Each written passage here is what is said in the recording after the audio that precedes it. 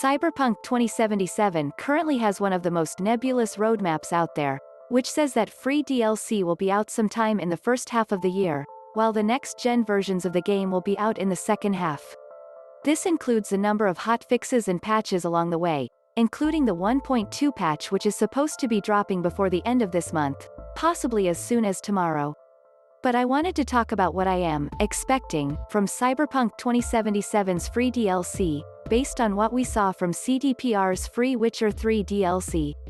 Everyone remembers the big expansions, Hearts of Stone and Blood and Wine, but before that there was free DLC that was much, much smaller in scale, which is what Cyberpunk is going to be giving us first.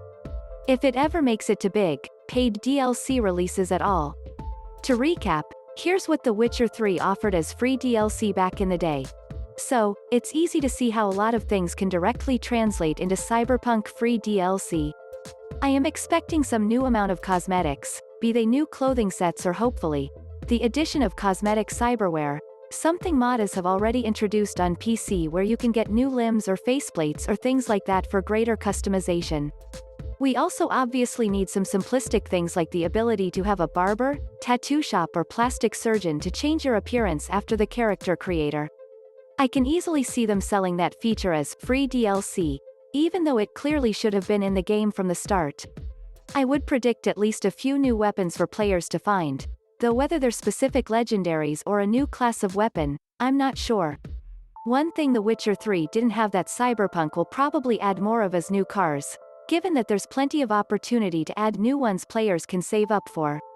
I will be amazed if they don't do new looks for NPCs, specifically Panam and Judy, who the fanbase is obsessed with, though perhaps River and Kerry and Johnny too, if they want to be a little more equitable.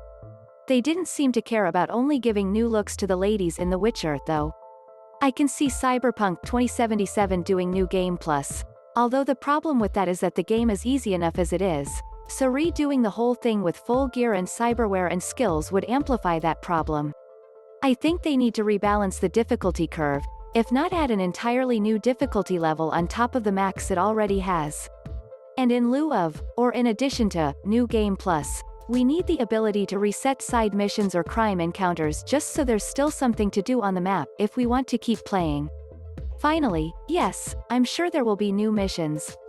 The free missions that The Witcher 3 had were not terribly in-depth for the most part, and I would not expect to see any above some of the lower-tier side missions Cyberpunk has had so far.